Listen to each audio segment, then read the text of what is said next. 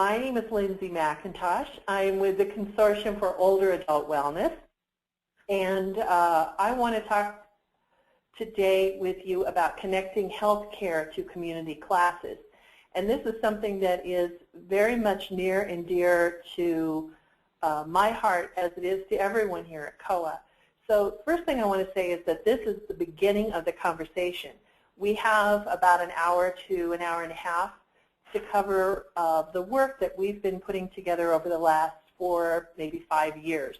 So it's hard to cover all of that in an hour and a half and have time for questions, answers, and everything else we want to talk about. So this is the beginning.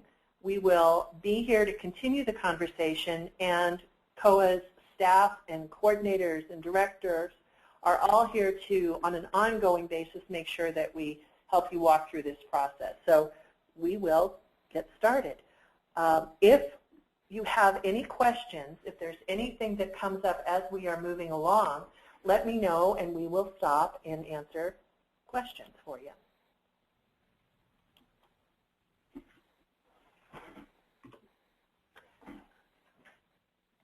Okay, now, there we go. Here's our objectives for today. Our first glitch and our only glitch of the day. Here we go. So what I want to talk with you first about is the objectives for today.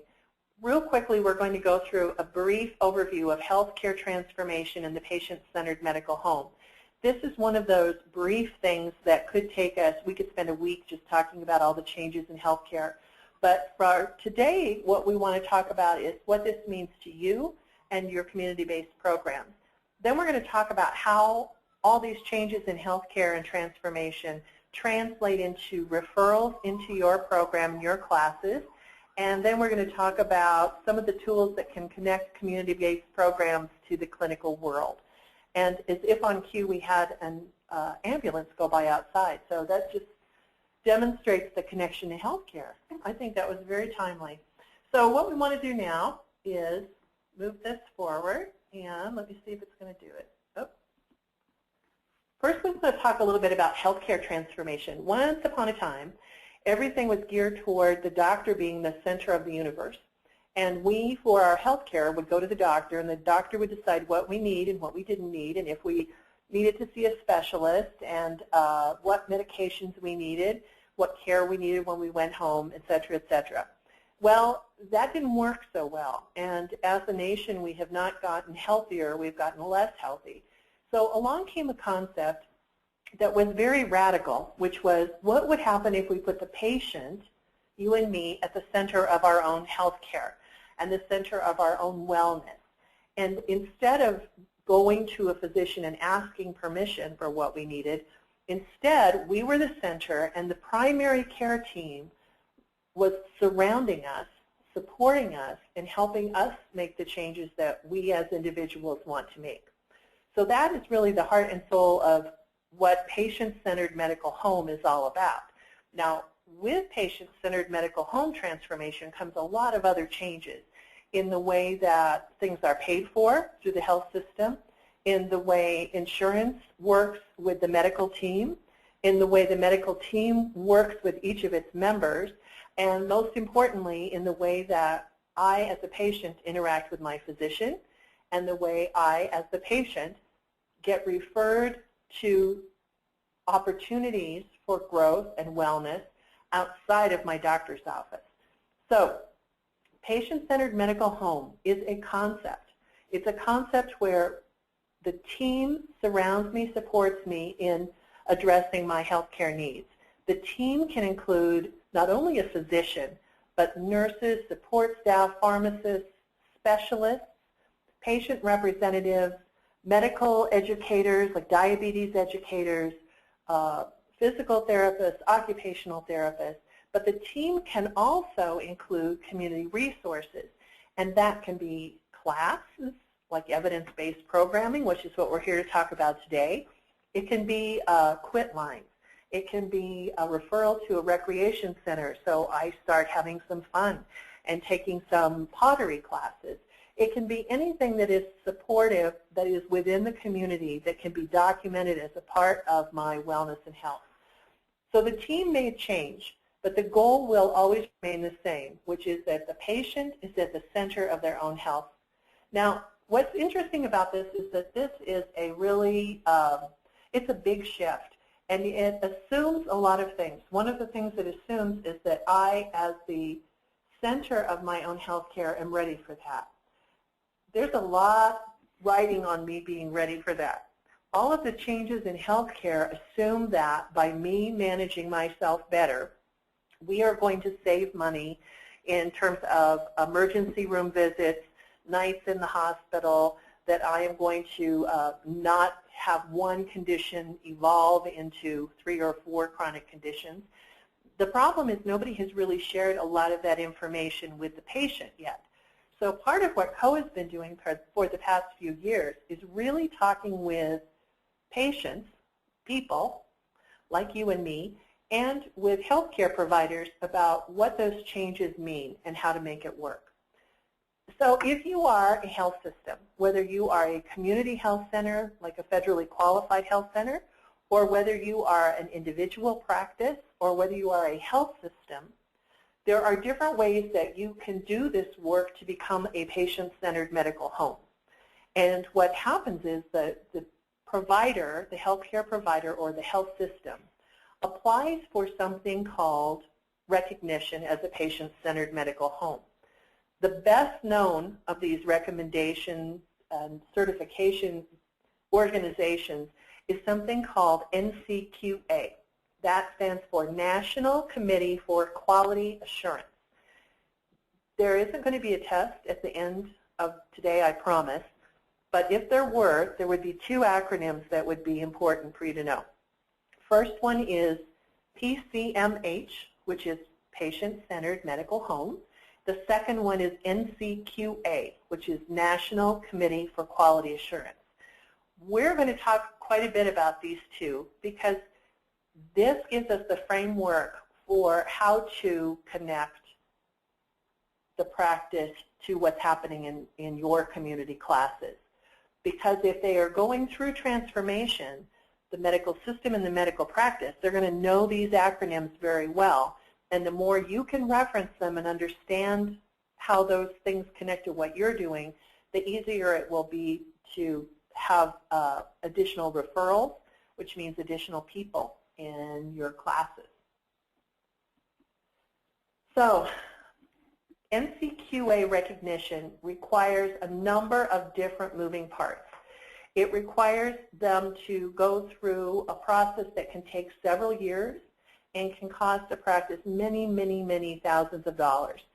The practice, whether it's a big practice or a little practice, measures everything. They take a look at how often they have openings in their schedule, what hours they're available, how they handle complaints that patients make. They look at how many people they have within their practice that have a number of different chronic conditions. They measure everything. They will take readings on how often a patient with diabetes has had their A1C level checked. They will measure how long it's been since that same patient had their toenails checked. So it is, it's a part of the process to measure everything. One of the things that happened with the PCMH transformation that is really helpful to what we're going to be talking about is that it finally occurred to everybody that really involving the patient, engaging the patient, is the only way to make things better. So you can measure my A1C level, my blood glucose level. You can measure that every single day. And that's terrific that you can do that. And you can make a graph of what that blood level looks like. But unless I do something differently, if I'm diabetic, unless I eat differently, I move differently, I take my medications differently, unless I as an individual person do something differently, there will be no change in clinical outcomes. You've just succeeded in measuring that I'm stuck. That's not helpful. So what needs to happen is not only the ability for a practice to measure all these great things that they're doing that prove the patient is the center of their own health, but they need to somehow have an impact on that patient and their understanding about the importance of what we do and what we don't do in our own health. That then takes us to the whole concept of self-management. So before we go into that, I'm going to unmute everybody and see if anybody has any questions at this point. Okay, you're all unmuted. No questions. Okay, no questions. We got it. Then I'm muting you once again. Okay, that's such power. I love it. Anyway, so what is self-management? So you all, Carly and Karen, probably can address this as well as anyone, but this is the official Institute of Medicine agreed upon definition. Self-management are the tasks that we as individuals have to undertake to manage chronic conditions, which include not only medical management, but our role management. What is our part in this whole process? And the emotional management of our conditions. So this is the agreed upon definition that healthcare providers look at and use. So what does that mean? Well, when we work with physicians and we work with community organizations, we talk about it in these terms. Self-management is what I do as an individual patient. Medical management is what the medical system suggests for me to do. So a medical management would be take this pill, take this test, practice these behaviors, don't practice these behaviors, eat this, don't eat this.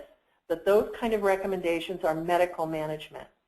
What I choose to do to manage myself is self-management. And it sounds very easy, but if you've ever worked with any kind of activation issues, either in your own life or the life of family and friends, you realize that that is harder than you might think it would be. So how do we help the practice make the connection with self-management, patient-centered medical home, NCQA? First thing we do is we do some work around what we like to call self-management support. And what that means is this little graph. We're to define self-management support as what the practice does to support me in making changes.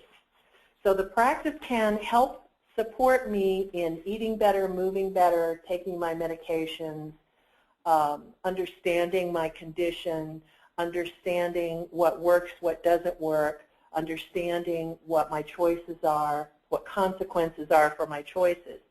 But self-management support is what the practice can do. Self-management is what I am responsible for. So how does this fit in? These are the standards for NCQA PCMH. See, I said there wasn't a test, but we already got both acronyms in one sentence. But these are the standards that all of the practices, whether they're a hospital, a large practice, or a small practice, they are all looking at these 6 standards that they need to meet in order to be recognized as a patient-centered medical home. They include things like being able to identify and manage their patients. How many of their patients have COPD versus how many have asthma, how many have arthritis, how many have multiple chronic conditions. They also need to be able to plan and manage care, to track and coordinate care, and then here is our favorite. This is called PCMH standard number 4, and for those of you taking notes on what you need to remember, standard number 4 is the biggie. That is providing self-care support, meaning self-management support, meaning helping me as a patient understand what part of all of this is my responsibility, and connecting to community resources. Now that includes not only self-care process, here's how to manage whatever is going on with you, but documenting my goals as a patient, my ability to meet those goals, providing self-management tools, providing referrals to community resources. So if I'm a practice I have to be able to do all of these things. Now, if you're a traditional medical provider, this is not something you've ever done before. You know how to do tests. You know how to do medications. You may know how to do surgeries. You know how to get in touch with specialists.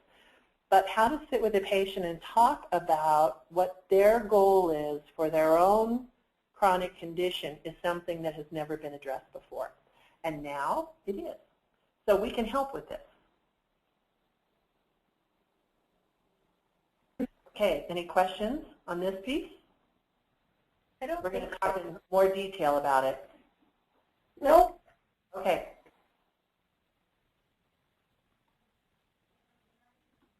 Okay, there you go. So there are 6 must-pass elements within those 6 standards. The ones in red are all the ones that a patient, or a practice, I'm sorry, needs to pass. As I mentioned, number 4 is our very favorite because that's the support of patient self-management. A close follow-up is referral tracking, and that is in Standard 5, but it's one of the ways that we can help a medical practice or a health system really see the value in working with a community-based organization or community classes. So we're going to spend more time on this one. Self-management support. These are all the things the practice has to be able to show that they are doing in order to receive NCQA recognition. And when they have done national studies, they've found that this standard number 4, the self-management support piece, is the hardest one for practices and community health centers to pass. The reason for that is that it is such a different way of thinking. It really is a whole transformative shift in the way the practice interacts with itself. It's also very different in how the practice interacts with the patient. And so it's very hard for a practice to get their brains around this. Part of the work that CO has been able to do the last 3 years, and we're just starting our second 3-year cycle of working with Colorado's Community Health Network.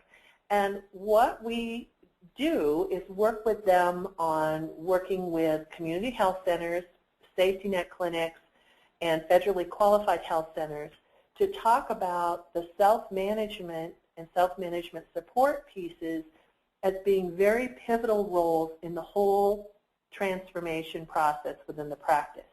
So rather than waiting for the hard part, the self-management piece, to be addressed at the very end of the process, we start talking with them at the very beginning so that when they're going through the pain and agony of computerizing all their records, if they understand that the reason to computerize things is so that you can provide better care and support for the patient, it's sometimes just putting it in that kind of a context helps make it a little bit easier for the entire practice to understand why they have to go through these growing pains. So it's been really helpful and supportive for Colorado's federally qualified health centers to have a process in place where we are able to go in with our friends at CCHN and talk about the importance of self-management support. So here's what they're needing to do as a practice, what they have to support or supply their patients with. They need to provide education resources to at least 50% of their patients. An education resource may be, here is a brochure on the quit line. An education resource might be, here is an article on exercises you can do for your arthritis. They need to use an electronic medical record to identify patient-specific educational materials. It doesn't make sense if I don't have arthritis to provide me with helpful hints to manage my arthritis. So to be able to identify those electronically within the system and then track who you've given what is very important. Here's the biggie. Develop and document self-management plans and goals with 50% of your patients. 50% of patients need to have a self-management plan and goal in their records. So that is a huge leap. If you've never had that kind of conversation with a patient, and now suddenly you not only have to talk to them, but you have to find out what their goal is for themselves, that's a big leap. And so that's part of what we are able to bring to the table, if you will. So we're going to talk more about that in a minute. They also need to talk about willingness and ability to change. They have to provide self-management tools. Now, a self-management tool can be something like a food journal, an exercise journal, a way to track your blood glucose levels, and then you need to counsel 50% of patients to adopt healthy behaviors. So in terms of the self-management tools, those are that's wonderful, all well and fine, except if someone just hands you a tool but doesn't give you any instruction on how to use it or support on how to use it, or even asks you if you want it first, how effective is that going to be? So what we try and talk to the practices about is hooking in those self-management tools, which can be very valuable, helping them hook those into what the patient wants to do.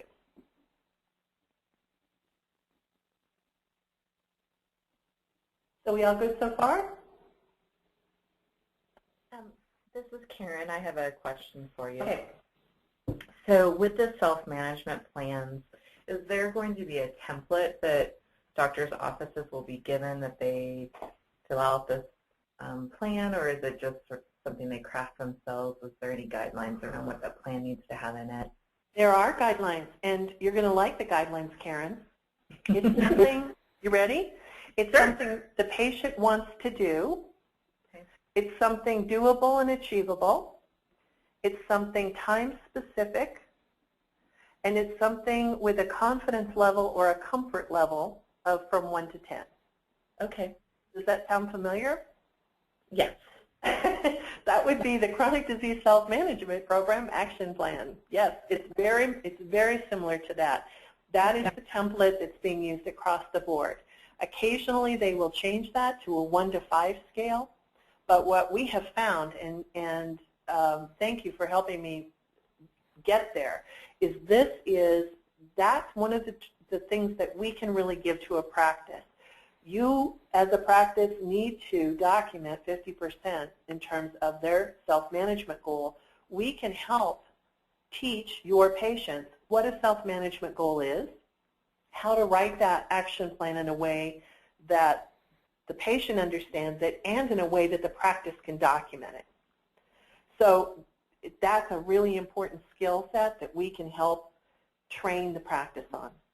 And for their patients that have never had any exposure to any of this kind of thing, it's a way that we can help help the patient practice that goal-setting skill. When you teach and when you co-lead the classes, it's amazing to see the quality of the action plans and the goal setting in week 1 is very different than in week 6. By week 6, people just have it down. Here's what I'm doing in the next 3 to 6 months. Here's what my confidence level is. Here's my barrier. I figured it out. I'm set to go. And that's the kind of conversation that healthcare providers really wish they knew how to have with patients.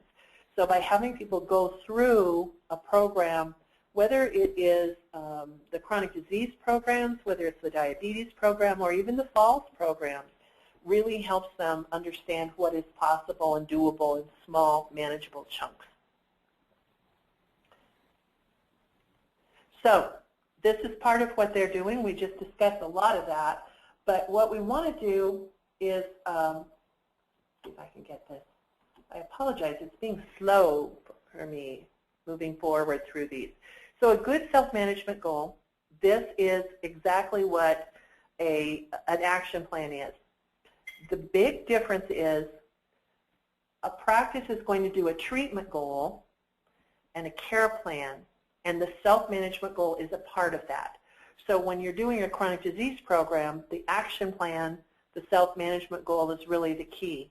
Within the medical practice, it's a very important part of what goes into the care plan, but also in the patient's care plan is a treatment goal. So I, as a physician, may say, my goal for you is for you to get your diabetes under control. or your arthritis under control, or that you not fall. That may be my goal for you. And then your part in this is, what is your self-management goal? What are you going to do to help make that a reality?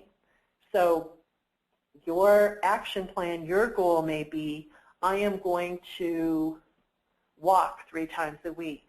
I'm going to eliminate whatever within my diet or my lifestyle. But that's the difference between the two.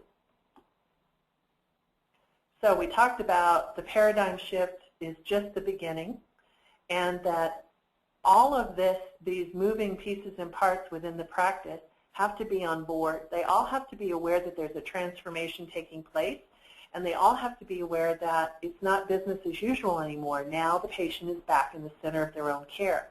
Well, this is really tricky because even within a really functional practice, what you find is that everybody is used to doing things a certain way. We all live within our own boxes, and so part of what happens with the practice transformation is the boxes get mixed up and reworked.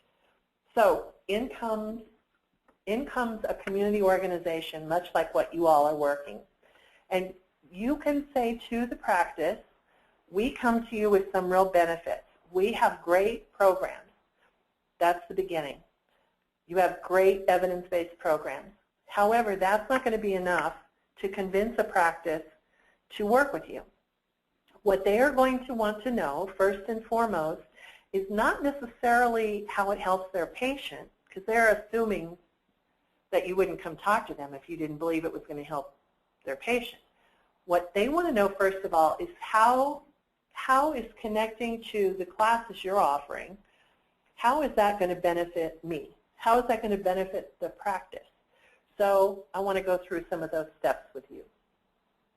First one is, any kind of program like this, whether it's the chronic disease program, whether it's Imbalance, whether it's Tai Chi, any of the programs, they are an external resource. They do not have to belong to the practice. They don't have to be a drain on the practice. They don't even have to be held within the practice. So they are a resource, but they are an external resource. They don't need to create it. They don't need to create even a referral system. We're going to talk about you helping that process along.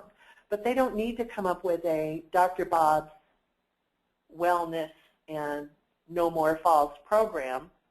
They can use evidence-based programs that are already out there. The programs that we are talking about, because they are evidence-based, they really reinforce the communication feedback loop. We're going to talk about your role as a community-based organization in providing feedback to the practice so that the practice understands what's happening with their patients, and so the practice understands the growth the patients are seeing so that they can then have more patients experience the same growth. We're going to talk about documenting self-management in terms of the patient-centered medical home terms. What that means is, for example, talking about self-management and self-management support in terms of patient goal setting and how that relates to what you know as an action plan. We're going to talk about documenting referrals so that they can document it and track it within their own NCQA recognition, but also so that you have it so that you can feed back to the practice what's working and what isn't working. One of the big things that happens in the whole practice transformation work is that patient interactions change. The patient is asked to communicate much more with their health providers on what they want, what they don't want, how they feel, what they are willing to do, what they are not willing to do, and to really share at a very different level. All of that kind of work also happens, as you know, within the programs that you're doing. So as the patients shift how they're thinking, that can all be documented within the health records to really reflect the growth of the patient and also to reflect the self-management support work that the practice is doing. Clearly, there are quality measures involved with all of the evidence-based programs. You will have the ability to deliver data to the practice and COA can help you with that piece. Patient activation and patient engagement are just so key to what's happening in all of this work. And as you know, that's just at the heart of all of the evidence-based programs, whether it's something like Step-A-Non or Matter of Balance, where you're really dealing with people's belief system on what they can and cannot do and accomplish, to the chronic disease programs where you're talking about the importance of choice. So it all comes down to the concepts around patient confidence levels and the importance of choice. So here's where we start. Now when we go to work with a clinic, and I think this is true with large ones, small ones, we have seen many, many versions of this process, this diagram, this workflow. You can do it however you want to do it. My suggestion would be simple, and I like circles. And so this is kind of a nice little flow with some talking points. What I would suggest doing is take this in with you as a sample. Then if you decide you don't want to do it this way, that's fine, but it gives you a place to start. So we're going to start at the top and just talk about how we would use this information. Now, we're starting to get pretty detailed, and just so you know, this is the kind of work that Mary Pat and Brendan and Joni and Josh and all of us work with a lot. So we are more than happy to help you with each of these steps along the way.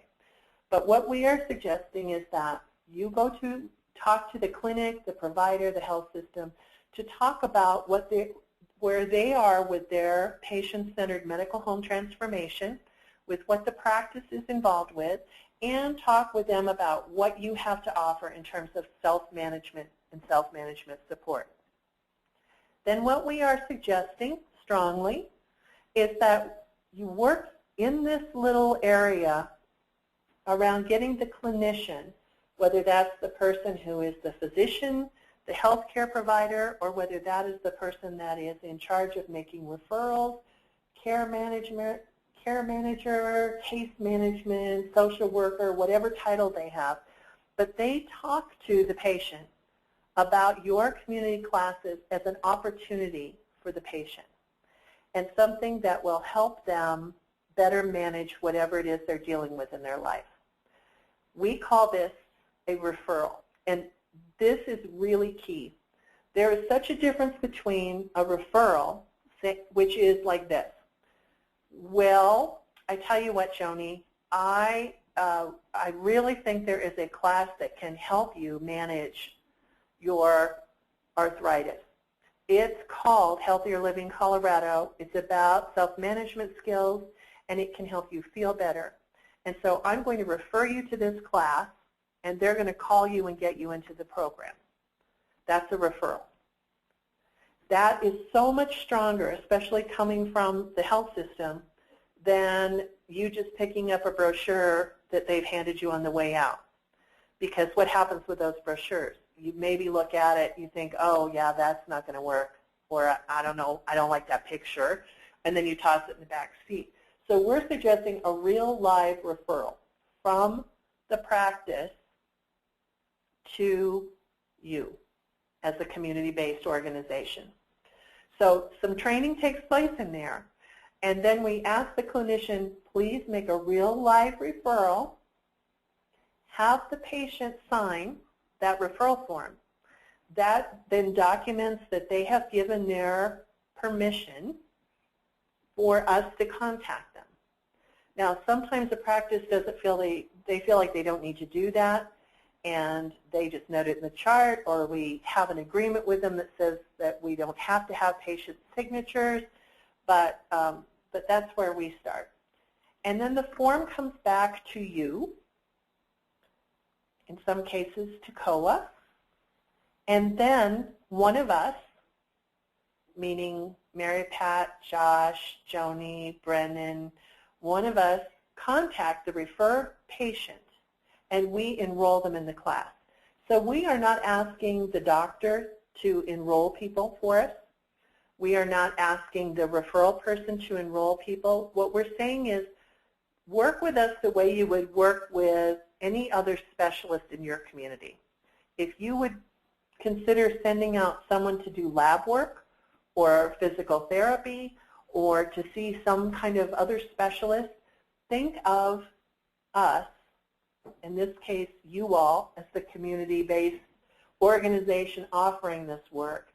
Think of us as that specialist. We are the specialists in self-management support, evidence-based programs. So send us the referral. We will take care of getting that referrals person. I don't think that's a word. The referred person will take care of getting them enrolled. Then your job is to communicate back to the practice on a regular basis. Here's what happened with Joni, who you sent over because she had arthritis. Here's what happened to Bob, who you sent over because they need a falls prevention program. Here's what we heard back from your practice, patients I should say. Now what's interesting here is that what we sometimes hear back is the patient will say, I don't know why they wanted me to go to a class. There's nothing wrong with me. I mean, I have an oxygen tank, and I've had both hips replaced, and I don't sleep well, and I do have an A1C level of 12, but there's really nothing wrong with me. I don't know why they would want me in a class.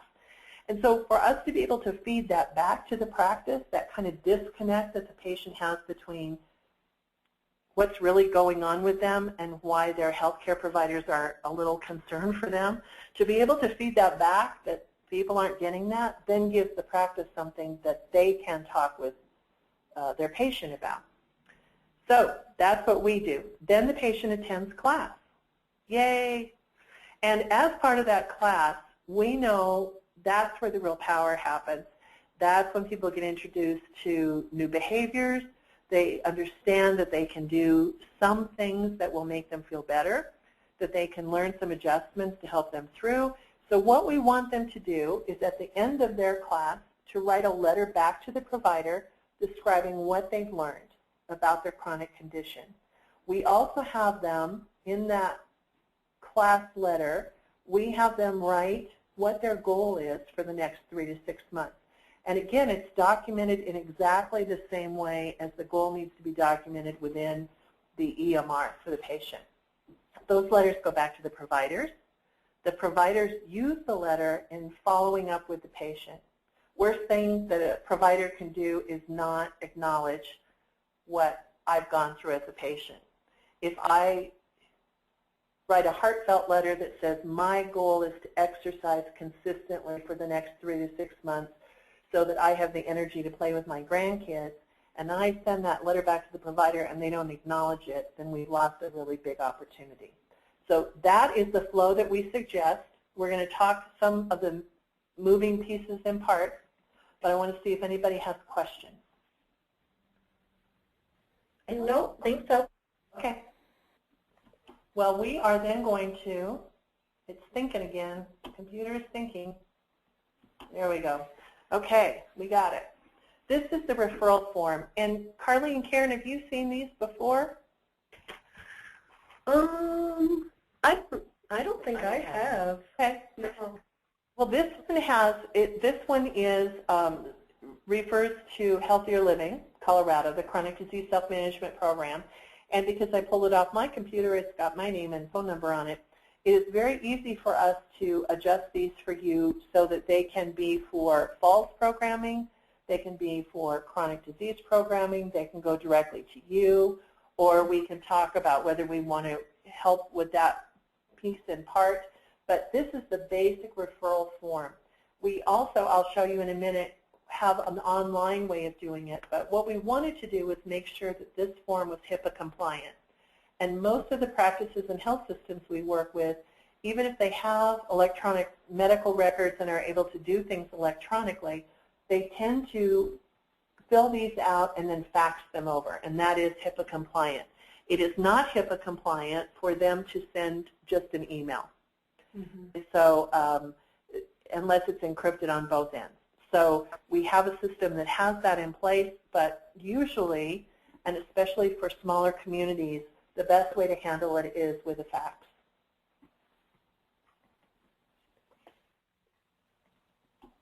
This is our website, and if you haven't had a chance to look, this is just a great resource. There are all sorts of pieces and parts about why to refer patients, what classes are being offered.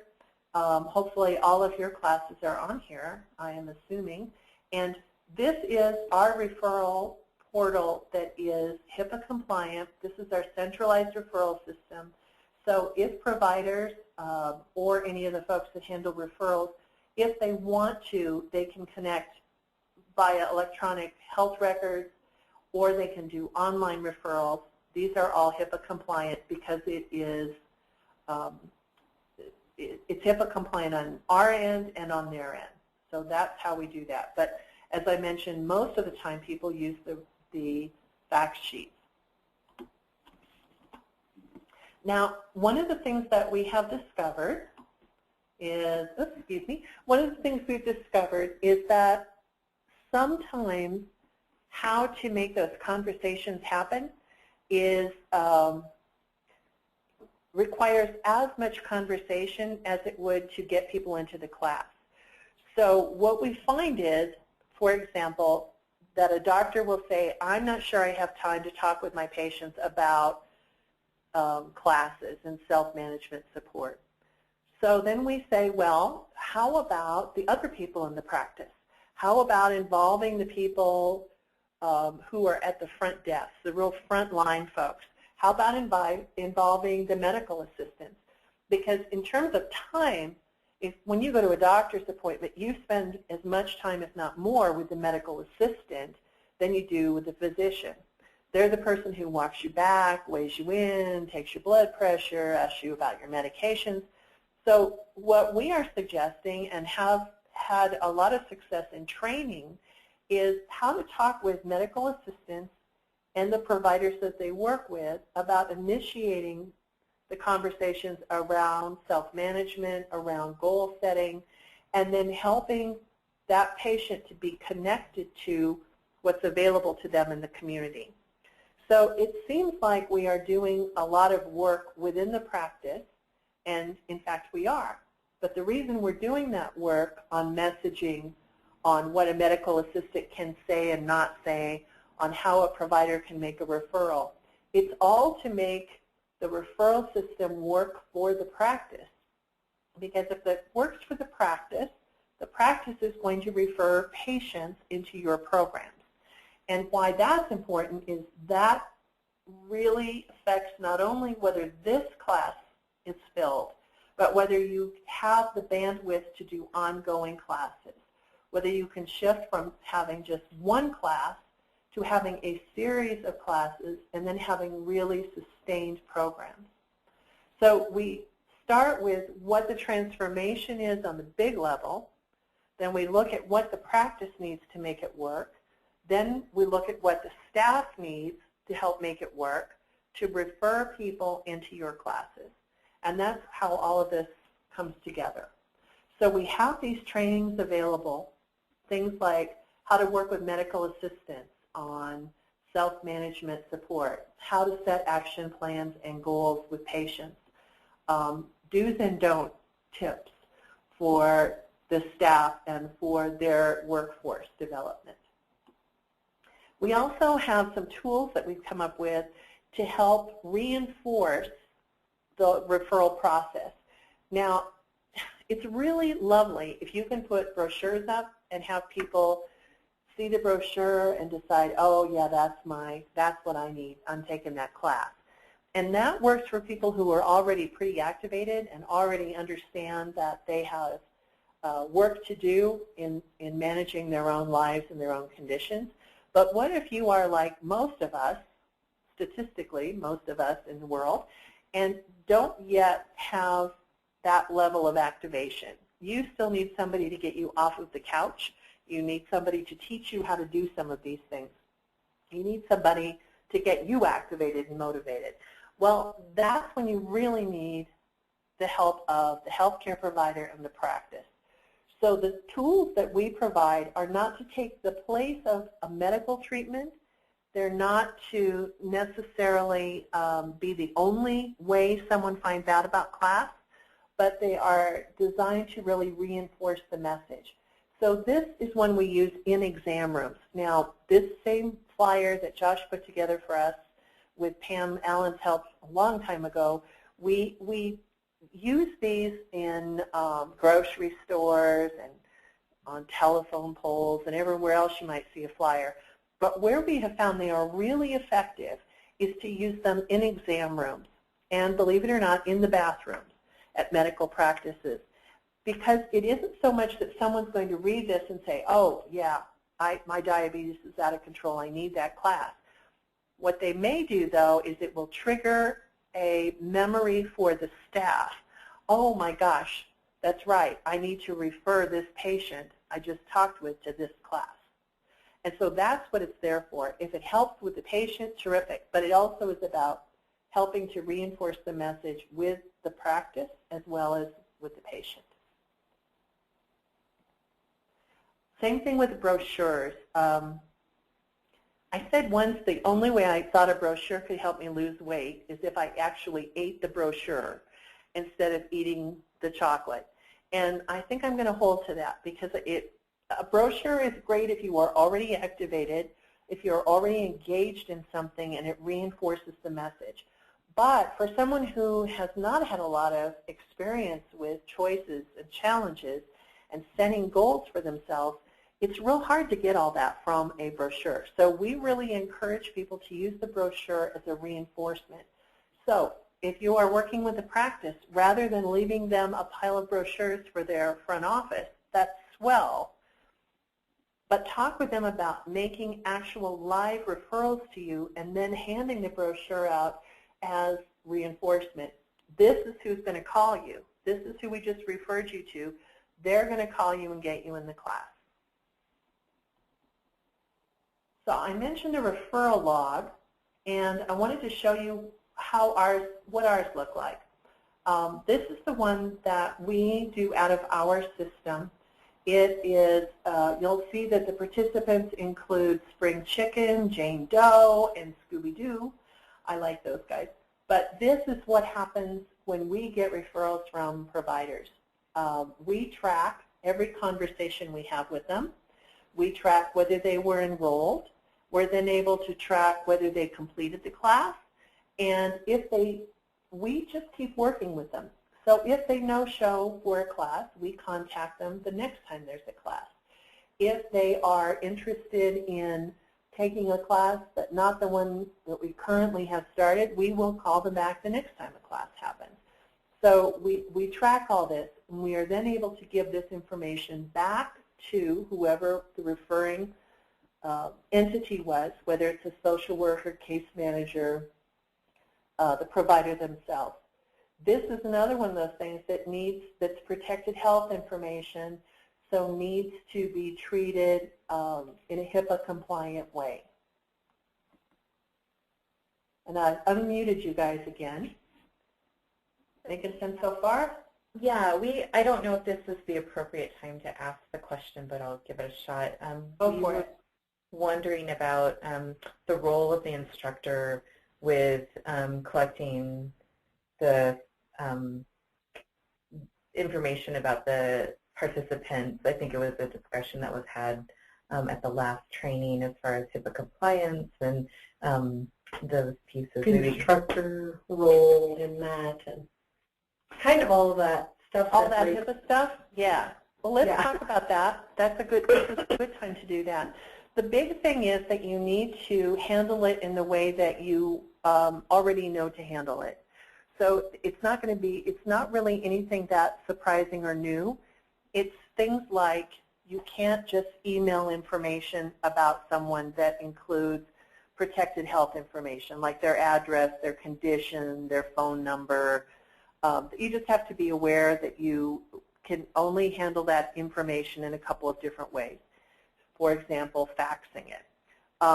It also means that if you're collecting information at the beginning of a class and you have the forms in hand, you just want to keep them somewhere where they're not going to be discussed at the local Starbucks. So either within a file folder that's in a cabinet, you can put them in an envelope and ship them to us right away. It is really designed to just reinforce what a lot of us have already been doing, which is to realize that this is personal information and we want to make sure that it's treated with respect. So, Go ahead, sorry. oh no, go ahead. Did you have another question? Oh, I think the instructors were uncomfortable with collecting that information and holding it, even asking participants about their insurance, and that was some of the feedback I was getting, is that they felt uncomfortable just being the ones to collect that data to begin with. Yeah, I will say that I think that what we have found is that the class takes the tone or how they feel about giving that information from the tone that the leader has when they ask for the information. And if the leader is comfortable that they are going to handle it with respect, and if they are comfortable with how we handle it, then that gets relayed to the participants. And we really have not had any issues with anybody feeling comfortable filling out those forms. I tell you why. We are very careful to be appropriate with the data. It becomes de-identified data. We then use that information to help us feed back to you so that you can feed back to your funders, your community partners, your leaders, who it is that's been in your class and what their age range is when they come in. It's frequently how we help fund classes. And so the data piece gets really important because the data equals the ability to fund more classes. So what we have found is people can say they don't want to share information with us, and that is perfectly fine. That doesn't mean they can't be in class. If we're doing a project that's a research study, sometimes it would. But in this case, no. They don't have to give us, they don't have to necessarily give us their full name. They can be Mickey Mouse and Minnie Mouse and put that on their forms, and that's fine. What we want to be able to do, though, is capture, are we reaching people with chronic conditions, and are we reaching appropriate demographics? And if we are talking to someone who wants to be identified as Mr. X in a class, what conditions does that person come in with? And what we are finding across the board is there are three main conditions we see again and again and again. They are the top three in Colorado as well as nationally, and it includes hypertension, arthritis, and diabetes. And another one we see very, very frequently is depression. And we see it more now that it's a checkbox. It used to be that people would write it in. Now they can check it. And what's interesting is when folks fill that paperwork out and they realize they are not the only person doing this, and they're not the only person who has to check off multiple boxes, it really helps them understand that this is a problem that is not just theirs, but all of ours together. And so that's part of the rationale for the data. The reason for asking about the insurance is one of the groups that we are working a lot with is the Medicaid population, both through the regional care collaboratives, through the work we're doing with the community health centers, and more as they come through the RICOs and then are going into private practices. So it's helpful for us to be able to identify, are we seeing a growing number of folks that are coming from that population? When we first started doing this kind of tracking, one of the things that we learned was that we were not seeing a lot of referrals from, we just really were not seeing a lot of referrals from health systems. Now about 30% of the folks that we see in classes are direct referrals from a healthcare provider, that's just huge. Initially, we saw people because they were in rec centers or senior centers or community centers, but now we're really seeing that people are connected somehow to a health system. So we want to find out who they have for insurance, in part because that's how these programs are going to be sustained. 10 years from now, our hope is that who pays for everybody to attend these classes are some of those same insurance providers that we're asking people for information on now.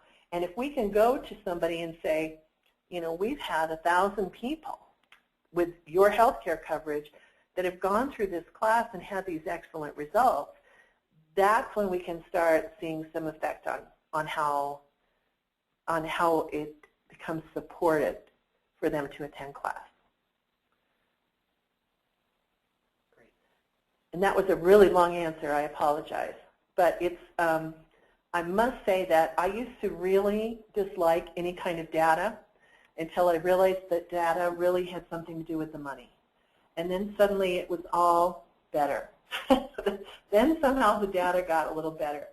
I would say if you have somebody who is nervous about giving you the data within a class, like one person, then you just say, fine, that's okay. And you can talk with them about it after class. You can have them call us. We'll call them, whatever. If you have leaders that are really nervous about collecting the data, they are welcome to send it to us immediately, or I'm happy to talk with them about what we use it for, how we store it, how it all becomes de-identified. One question I would have for you all is, have you all seen the data reports that we can do for you that show just some of the demographics of what's happening with the classes you've had? Have you guys seen those? No. Okay. So it may be that we don't have enough data yet in the system for the classes in your area. If not, what we can do is prepare a sample one for you so you can see what it looks like. And I think if you even want to share that with the leaders that might be worried about it, this will show them what we do with the data and what we don't do with the data. And so maybe that would be helpful. So we will make a note of that and we will get that to you.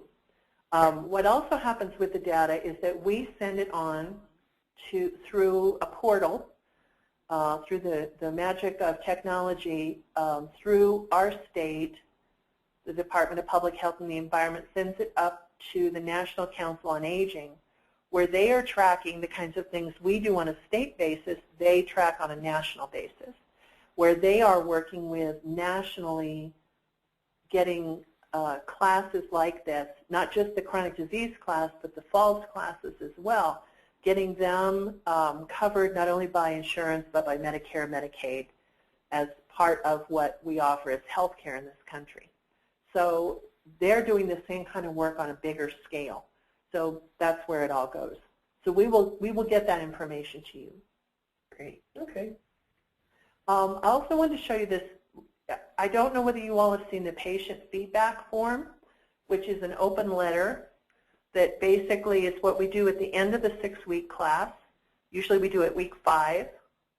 And we talk about what I learned about my diabetes, my hypertension, whatever, what I want you, my healthcare provider, to know, and my goal for the next 3 to 6 months. What we see on these things is absolutely fascinating. We've had people that have had multiple specialists and they've wanted to do like 6 different versions of this letter to everybody they see. They say things like, I learned cranky doesn't help, which I really like that one. We've had providers tell us that they have learned so much, they realize that their patients really got it when they read their comments, because they will say things like, well, gosh, I really can still do what I want to do if I don't push myself so hard on other things, which is, of course, what the providers have been telling them all along, but they didn't really got it. And what happens in these classes in the community is people start getting it.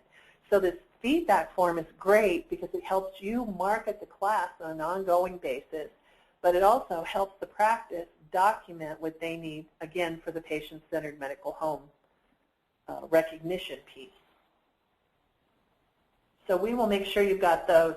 Just a couple more things we have, and I don't know whether you all have seen these or not. Josh puts these together for us. This is a self-management goal sheet. We have a number of the community health centers and practices that use this now when people check in. They'll say, one of the things we're doing now is, I know today you're here to have your recheck on your medications for your COPD, but while you're here, we're also going to talk with you about what your goals are for the coming year. So take a look at this, see if any of these things are of interest to you, and I know your provider will talk with you about it in a few minutes. So that was just an example of the messaging we do with the practice, and we have pictures because that way we're not assuming that somebody's going to take the time to read a brochure. This gives them some areas to kind of pique their interest. There's people walking, there's a cigarette, there's, you know, measuring blood pressure, there's sweets, there's, so we do these once a month. They are all different kinds of variations on things. Some of the practices use them as tools to help recruit.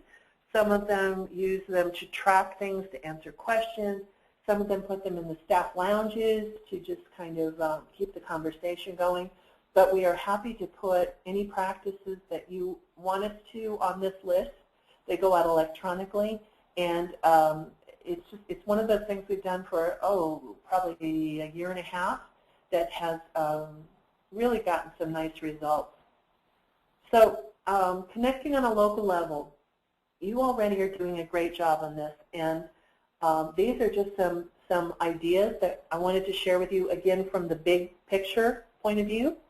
One is to keep it very simple. There's a reason why, rather than a big fancy flow chart of things, we use a circle, because it's a good, clear, clean way to look at something, and then you can pick it apart, change it, do whatever you want to, but start simple.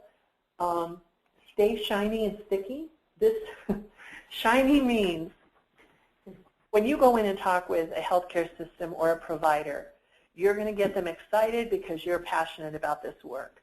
You are then the shiny thing of the moment. You then leave, and the drug rep comes in with the food of the day and free samples, and they then become the shiny thing.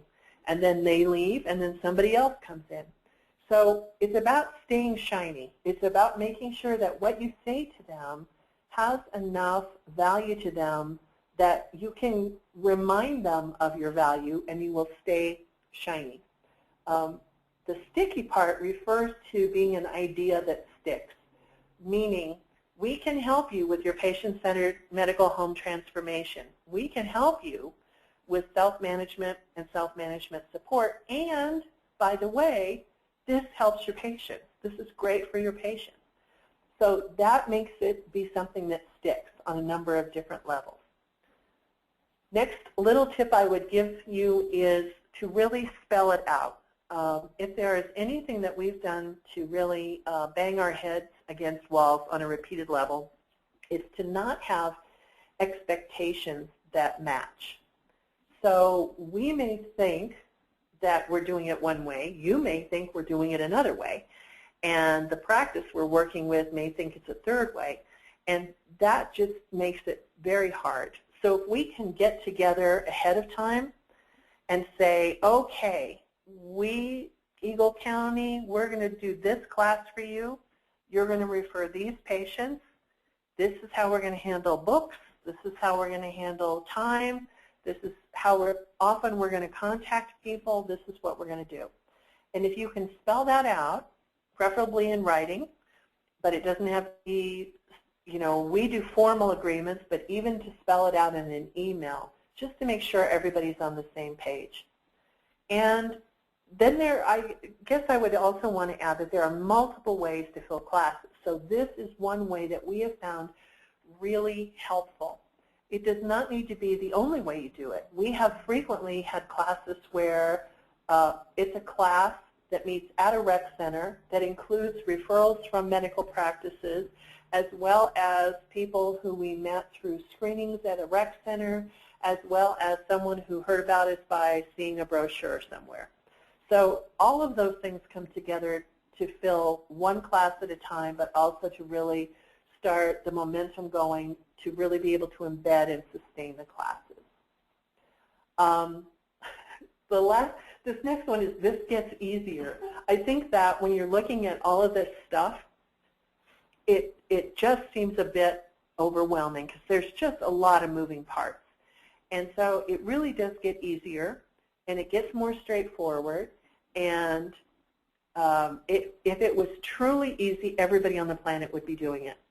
But because you have evidence-based programs that have real strong research and get very strong results, you know what's going to work for people once they get in the class. It's a matter of setting up systems to help you fill those classes. And working with health systems is definitely a way to do that. And in the long term will also be a way for financially for things to be sustainable. And avoid head banging. I think this is a good rule just across the board to avoid head banging at all costs. But I do think we have learned a few things, and I know all of us at COA will be happy to share all of that with you. The first one being the clearer you can be about expectations up front, the better. And I will give you, I'll give you a quick example of that. When we first started meeting with providers, they would say, well, how many referrals can you handle? We're going to refer every single one of our patients, and because this is a great program, I don't know anybody that couldn't use a self-management class or a Tai Chi class. Everybody needs one of those. We're going to refer everybody. So we believed that, and we would come out of those presentations thinking, how are we going to have enough bandwidth to handle 300 referrals? Well, that was very naive of us, because the truth of the matter is we have heard that same statement every time we've made a presentation at a practice, because the practice gets excited. We're shiny, and it's a great presentation, and they like what we have to say. And the reality of it is they're not going to refer every one of their patients, because it is going to require conversation, documentation, and sending us the facts. So we're not going to get 300 referrals at a time. So we now have learned to match our expectations to what is reality. So when a provider says, oh, we want to send everybody, we say, terrific. That's a great problem. We'll worry about that. You just do what you need to do. And here's how to do it, and here's the form, and here's what to say, and do it. And I will honestly say we have yet to ever hit the point where there are so many referrals we can't handle it. It would be a great problem to have, but it doesn't happen that way. But we used to really bang our heads because we would walk out thinking we're going to have 300 referrals waiting for us, and then it didn't happen. The other thing we have learned about head banging is that it is very important to have one person in a practice that you work with.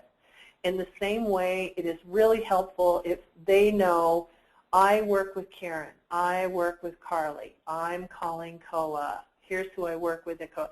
To have one point person at a practice and one point person with you all so that there is clear, clean communication is very, very important.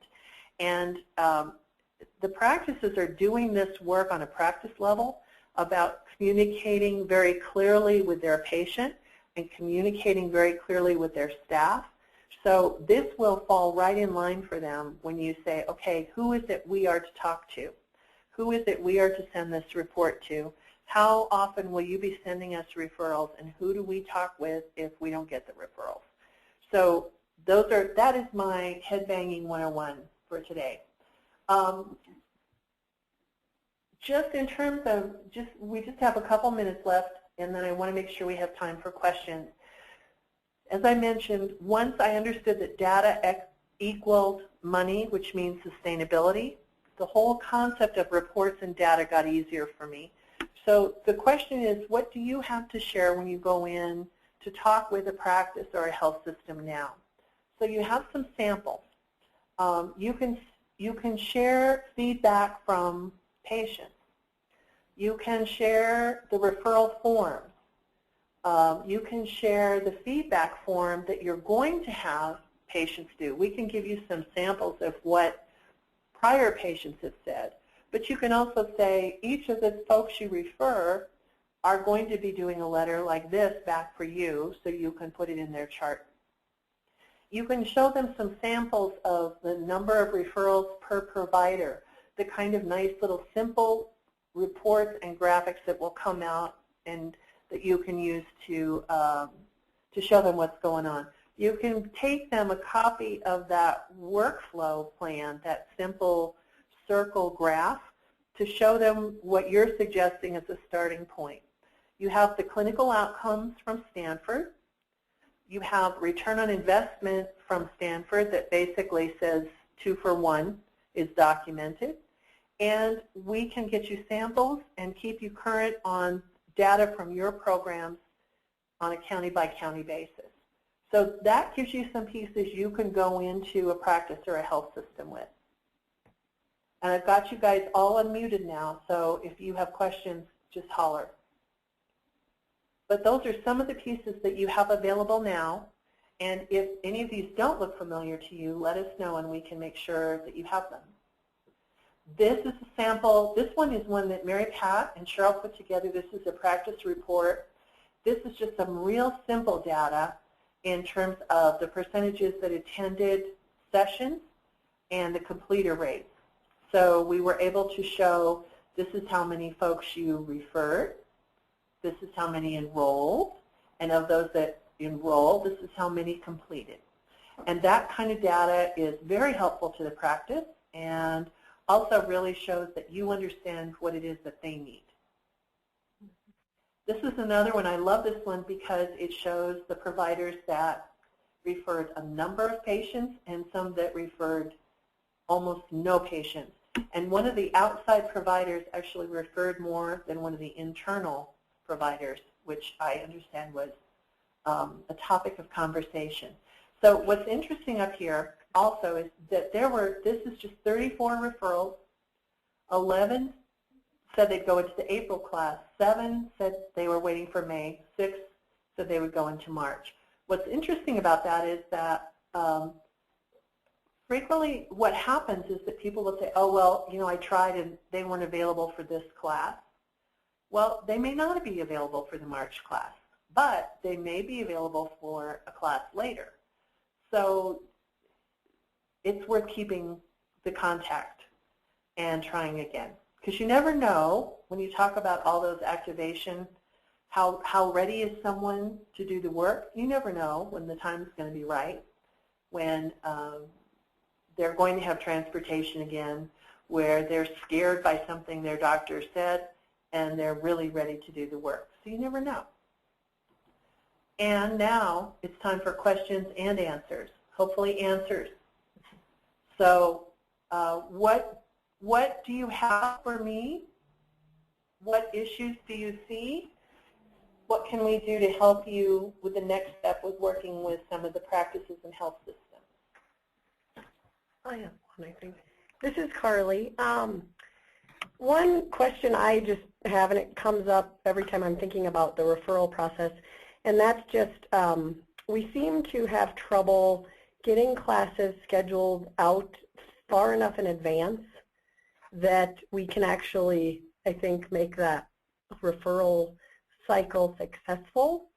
And I don't know if that's a problem everywhere or if it's because we're smaller and we only have a handful of instructors available at any time.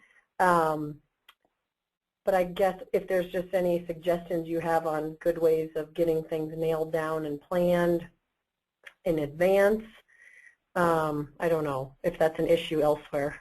Oh, it's always an issue. Yes, it is an issue.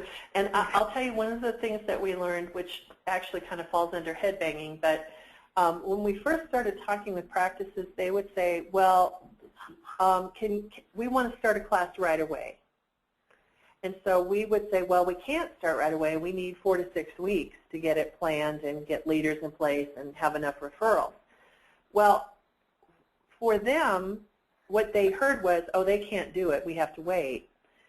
When the reality of it is, for the practice, it takes them 4 to 6 weeks for them to start really getting the workflow in place, start making enough referrals, because not every referral they send you is going to end up as a person in a class.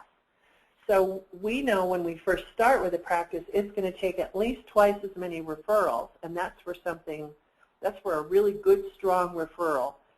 It's going to take at least twice as many referrals as it is to people who end up in classes. So what we learn to say is when a practice says, well, we want to start right away, we say, great, let's start today. You start talking about it. Let's start messaging. Here's the exam room flyers. start sending us referrals, then the referrals start coming in, and while that process is taking off, then you can set up the class for when you need it to work with the leaders. So what I'm saying, I guess, is it is a juggling act. I totally agree. And you want to say yes in terms of the practice starting to be in touch with you and sending referrals right away. And then, honestly, you can start working with those referrals and getting them into classes. So even if it's a month out by the time you get a referral, that's preferable to trying to meet an unrealistic expectation of a practice that, oh, we're going to have a class starting tomorrow. Because even if you had a class starting tomorrow, they're not going to have people to refer into it yet. Right. So, but if you say, no, we can't because it takes a long time, what they'll hear is the no. So you have to say, yes, we can start working right away, because you are. It's just that doesn't mean the class is tomorrow. It means you're going to start working with them on putting the class together and filling the class and making the class happen. And so that's a weird little messaging trick, but it has been the difference between a practice hearing us say yes and a practice hearing us say no, even though we're doing exactly the same thing in terms of the workflow. Right. Okay. Does that make sense? Yeah. Yep. Okay. And this is Karen, and I don't know, you alluded to this, and I was just, it's something that I've been trying to put my mind around, and that's the whole financial reimbursement piece of this referral system, and just kind of wondering where, with ACA and where COA is on that, as far as developing that system or that model. Well, very good question. What I would say is there are about 100 million different roads all moving toward reimbursement and sustainability at the same time.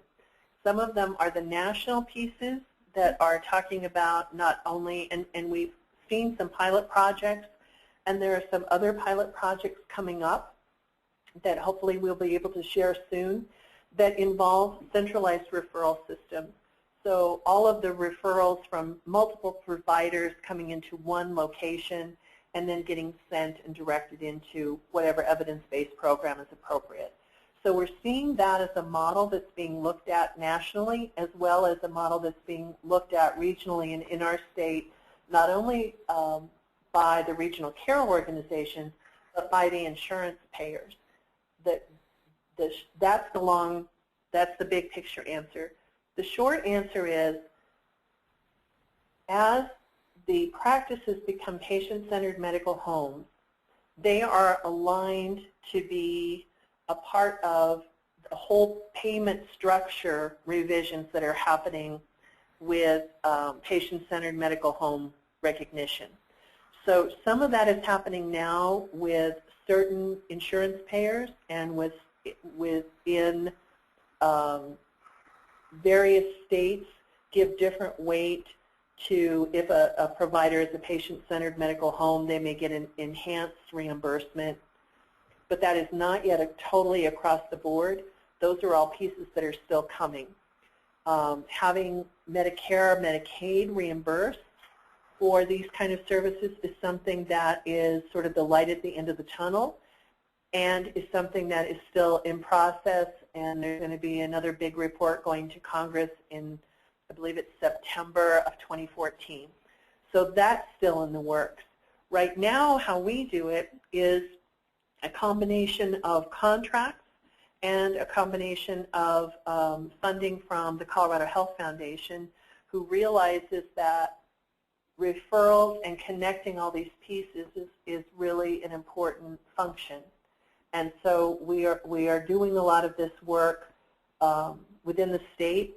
We also are working a lot on a national level with the National Council on Aging and also a group called the Self-Management Alliance, which is about bringing together the big insurance payers and CMS and the big government players and trying to structure a way to get these programs reimbursed and embedded on an ongoing basis. So it's a work in process. Got it. Karen, this is Chris. Hi, Chris. Hi. I think probably the closest in the short term, it was that conversation we were starting to have about Rocky Mountain Health Plan. Mm-hmm. And I kind of given some information to Carly since we had a meeting with him. But I think in the short run, they might be the very first group to reimburse. Don't repeat that because it's not in the bag. But they certainly showed a lot of interest. And that obviously is just for the Medicaid population. But it's a conversation that you and I had briefly, and we've been following up on it, and it looks good. I think the other reimbursement piece for your area is the AAA. I think we could certainly talk to Jean about health promotion funding to be used for the classes. So those are just a couple of, I think, short-term, on-the-front things that I think we could certainly pursue. Sure. Mm-hmm. Okay, great. Part of, I think, what also we have learned is that for a class to be sustainable, for you to be able to run it, you don't necessarily have to have not every person in the class has to have gotten reimbursement to be in there. So for example, you can have a class where you have 2 or 3 people that are covered under one kind of funding and 2 or 3 people that are covered under another kind of funding, and by putting those 2 pieces together, you have more than covered the cost of the class and everybody in the class. So part of what it becomes is fitting the puzzle pieces together. So you may have a class that has some folks that are, for example, reimbursed hypothetically by a RICO like Rocky Mountain Health Plan, that reimbursement helps pay for the others in the class that are not reimbursable. Right. And so over time, it all evens out. And that's part of what they're looking at on a national basis is, okay, how do we make all those pieces fit together? That makes sense. And we have a whole year to do it, guys. That's right. Yeah. Yeah. And I will tell you, there are some really positive things coming, and more so, it's not just that the light is at the end of the tunnel, but we can see the light is getting closer and brighter.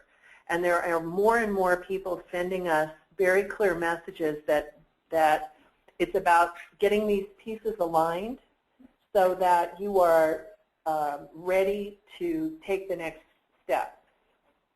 The people that are going to have problems, I think, are the folks that are doing everything the way they've always done it, and are not ready to connect to health systems. You know, we talk about patients being activated, but the truth is communities need to be activated as well.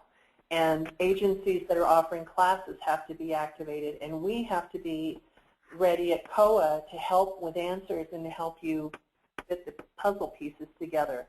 So if we're already getting aligned, then when some of those big chunks fall into place, we will be able to really meet the need and jump in and make it work.